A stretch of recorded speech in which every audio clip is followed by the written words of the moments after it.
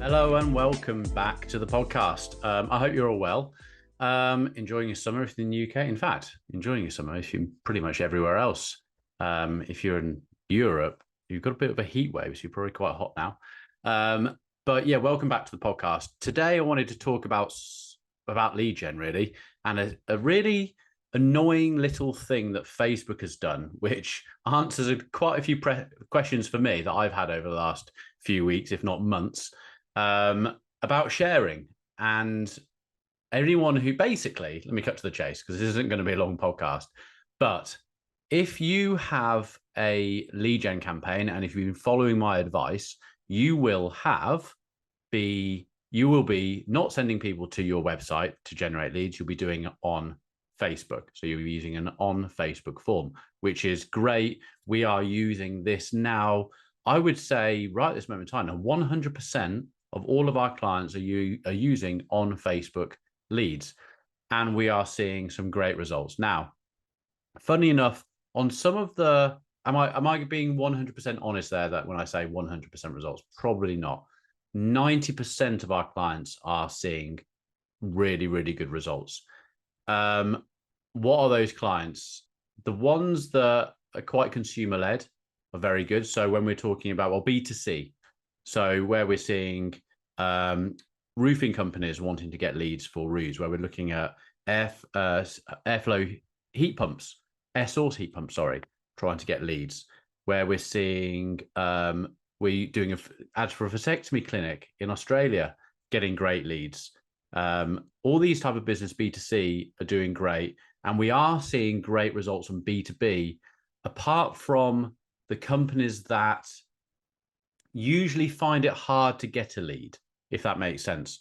So if traditionally the industry is quite full and they have historically seen that lead generation for them is quite hard, it's quite competitive, they're usually paying £100, $100 for a lead to come through, and they think Facebook is going to fix it all, that's where we've still seen that lead generation not work. And it's probably down to the fact that we're going in too early to get someone's information on something that we deem them interested in, but it's a longer funnel to get them interested. And that essentially, a lot of the time, that is B2B.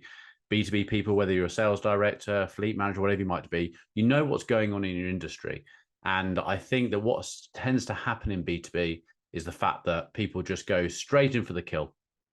And it's not a straight in for the kill kind of request because the decision maker needs to make a bigger decision. They need to go through more literature. They need to find and have a demo by the particular supplier, and they might want 3 demos of 3 different suppliers. So it's a longer process. Whereas I think what most people do is in the B2B side is they go straight for that kill and then wonder why they aren't getting loads of leads, wonder why those leads are expensive. Whereas it needs to be creating more of an awareness campaign and bringing people down the funnel based upon the actions that they're taking on the website. Anyway, I digressed, but that's where, when I'm saying honestly, if we see loads of success or not so much success, it's usually down to those sort of things. But still, 90% still have loads of success. But that's not what we're here for. We're not talking about on this episode how to create leads. We're talking about something that Meta has done within its, when you're creating a lead form, which I've been questioning, why can I not share? So where it comes from is that a few weeks ago, it may have even been last month, one of my colleagues asked me the question, when we do a lead ad, so when we've got an ad which is connected to a lead form, are we able to, or is the consumer or the user who's viewed that ad able to share the ad? And I said, well, yeah, they're able to share the ad. Upon looking into it a little deeper, the person who receives the ad isn't able to generate a lead. They don't see the option of a lead button. It's restricted. Why? How? How do we fix this? So I'll just want to give a little bit of shout out to Ben Heath, who is a YouTuber specializing in Facebook ads. Got some great knowledge. Go and check him out. Obviously, I've got great knowledge as well. So, yeah, but you've got to shout out. I'm always learning. I'm always wondering what's going on we're experts in what we do, but we have to keep on learning. All of us do. We have to keep on learning. And there are certain peers within the industry that I follow and pay attention to, and it helps me make my ads run better. I got asked this question from a colleague in the business, and I didn't have the exact answer. It was just, yeah, I don't know. Why aren't we able to do that? And then I was able to do my own research, and Ben had figured it out. So when you go into your ads manager and you are creating a lead form. So let me just open my own ads manager here so I know what I'm talking about. Let's go onto an account that has a lead form. Basically, you go into creating a lead form. So you'll build your ad as normal. If you've already got the lead form created, one of the annoying things with Meta is that you can't amend a lead form once it's been built. So we have on most of our clients V1s for version 1, 2, 3, 4, where we've had to make updates, or the clients wanted to take something out, they wanted to add a question, or like this one, we needed to uncheck a box. We then have to go and create a new lead form, which can be a bit annoying because if you've got zaps against those lead forms feeding into your spreadsheets or your CRMs, they have to be changed as well. But so I've got one here. When I click on this, I'm going to have to duplicate it. The first thing you see in the box that pops up is create a lead form. So that's fine. If you haven't created one already, that's great. You will, if you're going to go into, you just need to make sure you do this as you do it.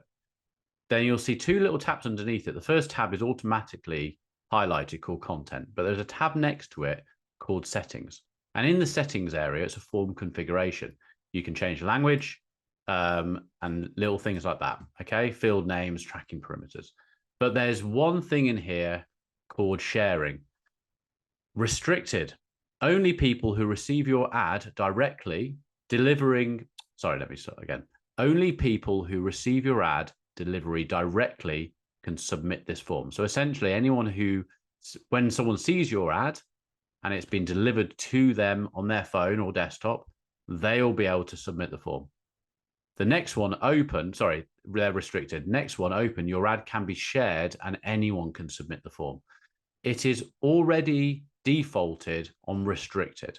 So when you highlight over the information, it will say, by default, only people who receive your ad delivery directly will be able to see and submit this form. Select open to let people share this form with friends and allow submissions from people tagged into the comments. So I have no idea why this would be already defaulted restricted. You have to change it to open. Really annoying, but that's the way it is. We just have to deal with it and go through and rename the one I'm doing unrestricted. So why is this annoying? Well, anytime someone sees your ad and they want to share it with someone, if I talk about a client of ours that does vasectomies in Australia, our ads that we've created are comical. They're not serious. It's all about, there's a video of all the kids jumping on a sofa and dad's just trying to watch TV and he loses his mind because he's just basically had 7 kids over his adult life and he doesn't want any more. So it's, a bit of tongue-in-cheek humor for our ads. Now, we get so many people commenting or sharing. So when someone shares, creates a comment underneath the ad, every time that's happened and the person's seen it, now bear in mind, the only reason that's being shared is because I'm sharing it to my mate because he's been talking about a vasectomy. He will see that ad and be able to do nothing with it. He'll then have to go, probably click on the profile, go through to their own website, go through their website to find out how they fill in a form, etc., rather than being the simple process that we all love metaphor now, making it very simple for someone to fill in a form. They took that away by default. So now what you guys need to make sure is you need to go back in there.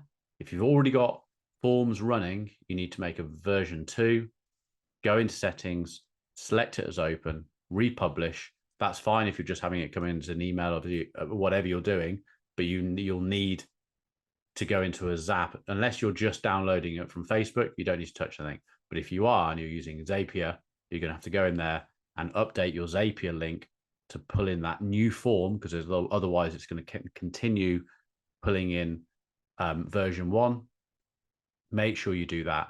Otherwise, you're going to miss out on those leads. But don't know the answer to this. Very annoying, because books into half a day's work tomorrow with myself and some colleagues is going through every single client of ours that runs forms. There's quite a few of them, and updating all those forms, updating all those Zapiers, and getting them more leads, because I actually think we are going to get more leads. And you'll know that by going into your ads manager, going into your campaigns, and going to your columns and selecting the performance. And there you can select engagement. And now engagement, you'll see post shares. And I'm looking at one which was been running for the last, let me have a look, just to give you an idea. Last 30 days, there has been, actually on that ad, not very many. Oh, hold on.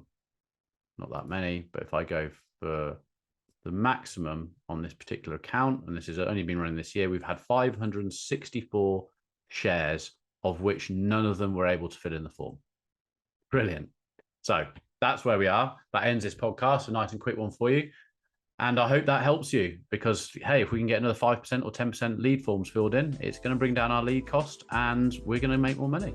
Brilliant. I'll see you on the next one. Take care. Bye.